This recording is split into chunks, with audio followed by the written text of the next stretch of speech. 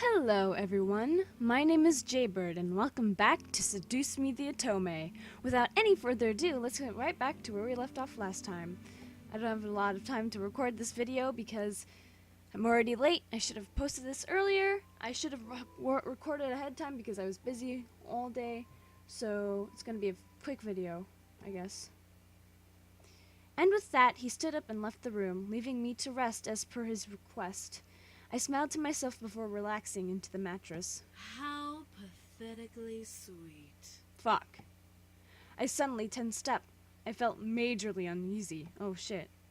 She was here. No shit, Sherlock. I quickly looked around the room, sitting up straight, before seeing Diana leaning against the window with a smirk towards me. What do you want? What do you want? Oh, I just wanted to see how close Damien was to you. Obviously, he's very close. I stood from the bed, glaring daggers at Diana. And what's it to you? He doesn't want to leave with you, so leave him alone. Oh, I will. I don't care enough for the bastard son to try and take him away. I just want you to know exactly what you'll have. What are you talking about? Diana chuckled, which made me slightly sick to my stomach for some reason. She knew something. Did Damien tell you about what he lived through? He showed me when he left. He met with... No, not that. Before that. Did he show you anything before that? Before that. Well, he was scorned by the Demon Lord.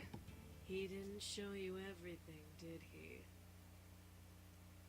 The music stopped, oh no. Why would he need to? He showed me what he needed to. I don't need to show her anything else.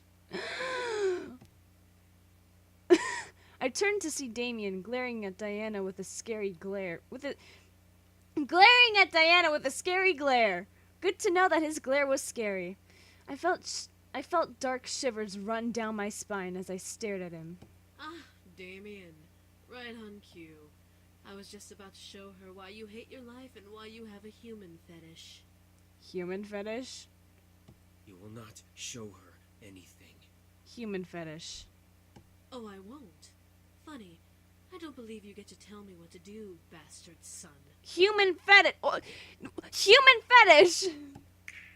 Before Damien or I could leap at her throat, Dinah snapped her fingers, suddenly making the room spin. I quickly grabbed onto Damien, who held me close as the room slowly began to change from my room to the demon castle. I looked around, feeling unable to move from Damien's embrace out of dizziness. I looked to Diana, who was leaning on a pillar on the far side of the room with a smirk. However, my focus gathered on a pair of demons, one of them being the demon servant that was with the demon lord, carrying sheets and books across the room. Damn that woman, ordering us around. I bet she thinks she's all high and mighty just because she bore that bastard son. Well, she's no queen. She's a simple harem girl. She'll never be queen. The demon lord reminds her that every bloody night. You'd think she'd let it sink in. Huh. The snort that erupted from the servant's nose disgusted me to no end. How vile was this creature? Who was he talking about? Oh, gee, I wonder. And about that boy, what do the other noble sons think about him? They treat him like an equal. He's no noble son, and he will never be. He's a bastard child that doesn't know his place. Just like his bitch mother. Bitch mother. Shh, you know he can read minds from a mile away. Then let him read mine. I don't care. That boy's a monstrosity never meant to be born. Oof. Ooh, here he comes. The servant cleared his throat, however, at the sight of Demon Damien, who was standing nearby with an almost dead cold look on his face. Ah, you. Yes, me. I don't need to be a mile away to hear your thoughts. Ooh. Boy, what? What I'm doing out of my room is no longer your concern. I may be a bastard, but I'm the Demon Lord's son regardless. I won't take insults from you anymore. Then what are you going to do, bastard son? He has a name. Damien started to step forward. I don't know why, but the room suddenly felt cold and dark as Damien started to approach the servant. I'm finally gonna shut you up. Oh, Damien. If you threaten me, you'll threaten him. Damien's glare could practically kill. I was afraid to even watch, but I continued, hoping to not see blood spill from this fight. Damien continued to walk towards the servant, towering over him like a shadow. I've taken your insults for long enough. Now, I get peace. Oh, Damien. Oh, you're making me hot, Damien. Oh. Stay away. Oh. I've had enough of you. Damien stopped, turning his head to look up at the archway in surprise. Mother? His mother is a red blob. The demon servants slowly turned, also matching Damien's surprise as they looked to the archway. A figure completely covered in a red sheet, stepped out into the hall, slowly walking to Damien. The thick sound of chains echoed in the room, dragging across the stone floor. I felt something in my gut tighten, unsure of what was going on, but positive something wasn't right about it. However, the familiar smell of blood entered my nose, only it was fresher and much more potent. My gaze slowly trailed down to the stone floor, only for me go wide, wide-eyed at the sight. Blood brushed over by the sheet as the woman walked, painted the stone as a dark red and almost black color in the woman's wake. I looked back to the mother, now worried that she was bleeding underneath the sheet. Leave us. The mother sounded almost enchanting, despite my only saying 2 words in her arrival. I almost let it slip from my mind that this was merely a vision. The servant glared before walking off, mumbling incoherently under his breath. The other demon with him giggled at the servant's inability to fight back. I guess Damien's mother was powerful enough to silence anyone.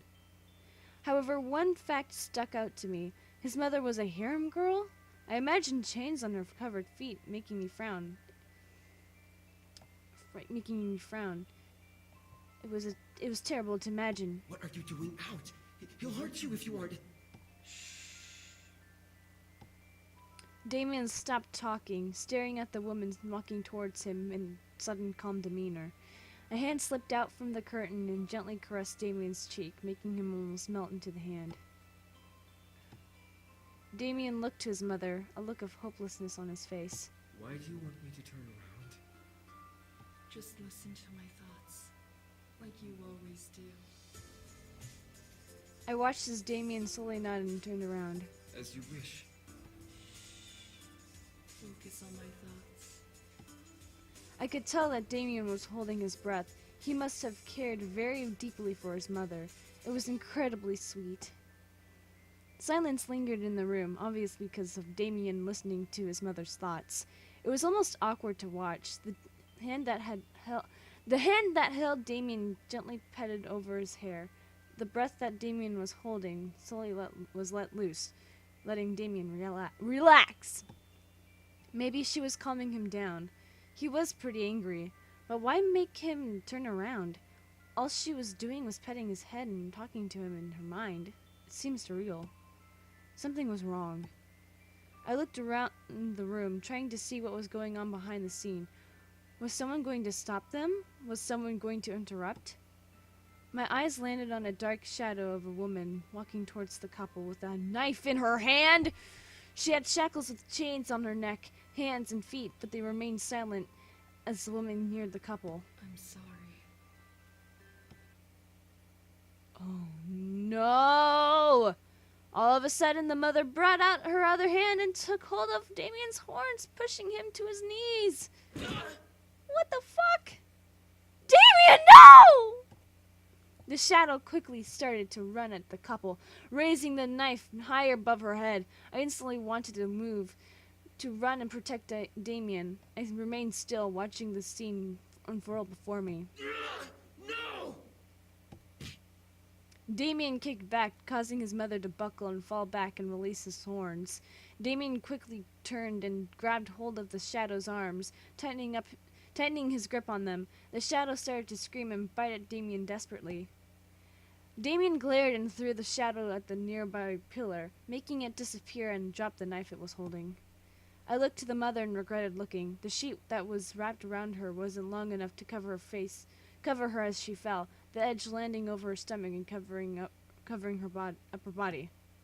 The lower half of her body, though, was covered with multiple different scars and blood. Her ankles were both shackled to different lines of broken-off chains. Her legs were together, but I could tell the number of scars and the amount of blood only increased the farther up her legs you went. The poor woman. I stared as the demon Damien looked to his mother in shock and heartbreak. The real Damien around me gripped me tighter. Why? In an instant, his mother raised her hand to the fallen knife, tensing her hand and fingers to bare her nails. The knife flew off the ground and into the woman's hand, making her grip over the handle tightly. Enough. I can't. I don't want to live like this anymore. I won't let him have me again. I won't let you invade my mind again. The woman quickly got up onto her knees and raised the knife over her head. I felt my mind screaming as I gasped. I can't take it anymore!